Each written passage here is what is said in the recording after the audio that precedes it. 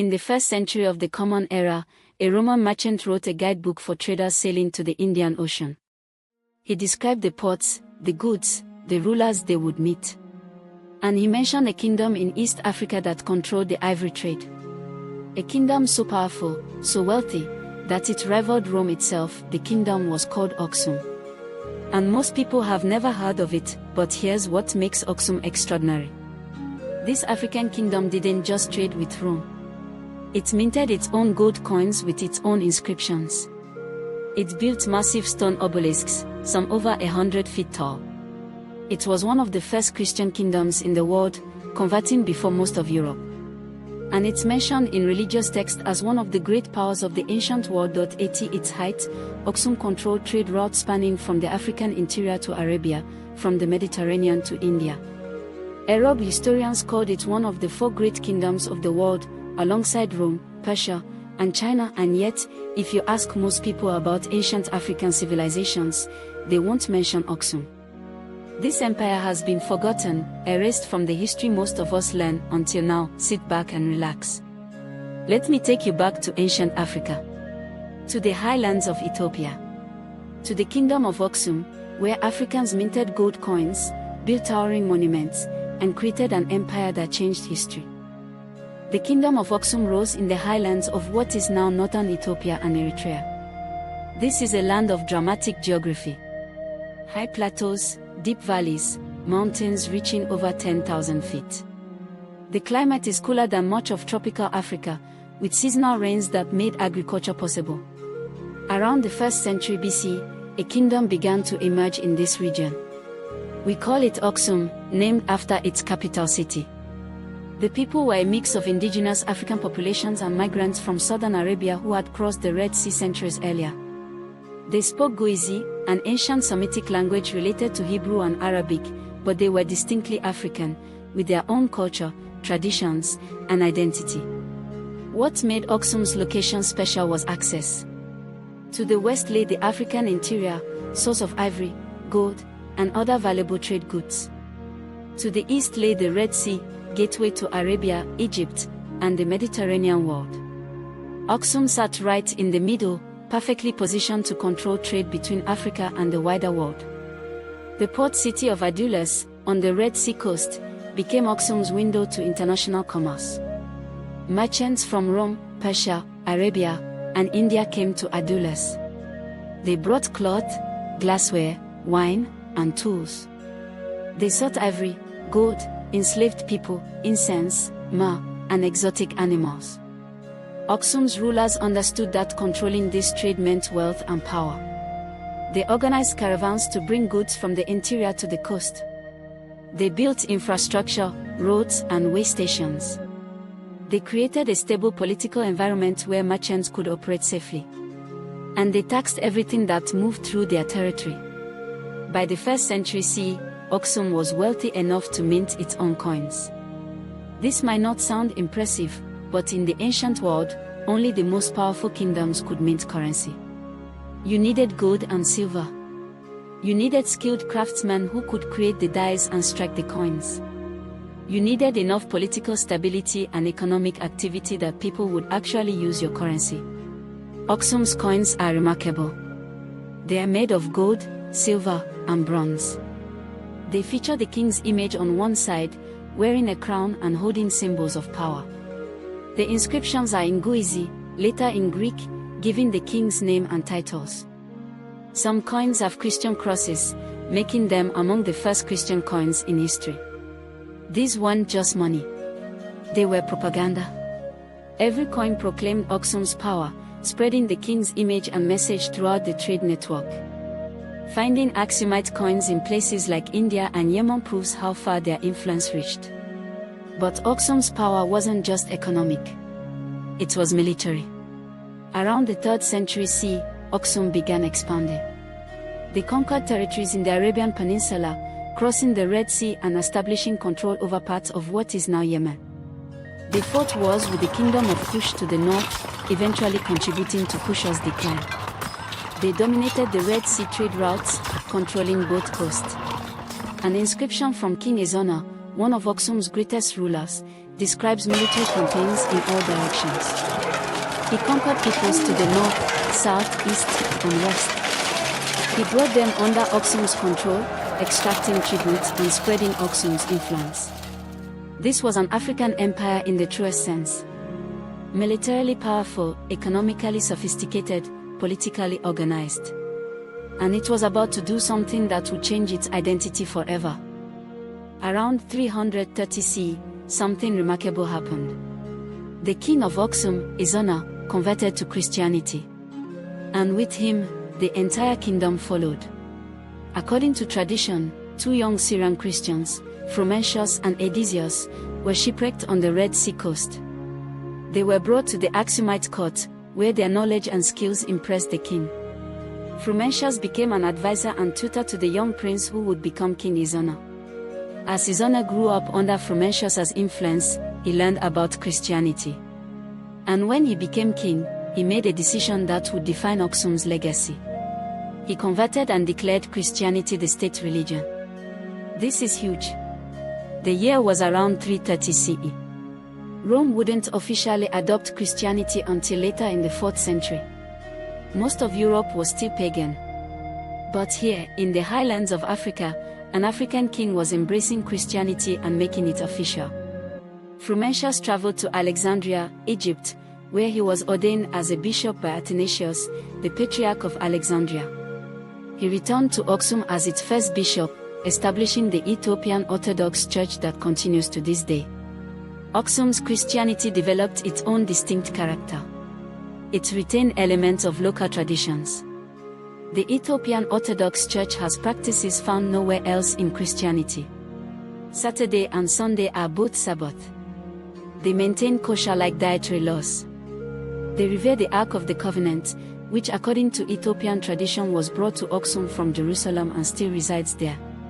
King Ezana's coins changed after his conversion. Earlier coins showed pagan symbols, the crescent and disc representing local deities. After conversion, his coins featured the Christian cross. This is physical evidence of the religious transformation, struck in gold and silver for the world to see. Aksum built churches. Not small chapels, but substantial stone structures. The ruins of some survive today, showing sophisticated architecture. They used techniques similar to South Arabian building traditions but adapted them for Christian purposes. The most famous monument is the Church of Our Lady Mary of Zion in Aksum. According to tradition, it houses the Ark of the Covenant. While the current church dates from the 17th century, it stands on the site of earlier churches going back to the 4th century. Aksum also became a place of pilgrimage. Christians from across Africa and the Mediterranean world came to visit. Ethiopian monks traveled to Jerusalem, Egypt, and Constantinople, connecting Aksum to the broader Christian world. But here's what's important. Aksum didn't convert because of European missionaries or colonial pressure. This happened over 1,000 years before European colonialism. Aksum chose Christianity on its own terms, adapted it to African culture, and created a distinct Christian tradition that survives today. This challenges the narrative that Christianity in Africa is a colonial import. Ethiopian Christianity is older than most European Christianity. It's indigenous, African, and deeply rooted in local culture. Aksum built monuments. Massive stone obelisks called stelae that still stand today, testaments to African engineering and ambition. These aren't small markers. The largest still standing is over 75 feet tall and weighs about 170 tons. It's carved from a single piece of granite, transported from quarries miles away, shaped and erected. Without modern machinery. Without cranes. Just human ingenuity, engineering knowledge, and organized labor. Another stela, which has now fallen, was over 100 feet tall and weighed 500 tons. It was the largest single piece of stone ever erected in the ancient world. Larger than anything in Rome or Egypt that was carved from one piece. How did they do it? We are not entirely sure.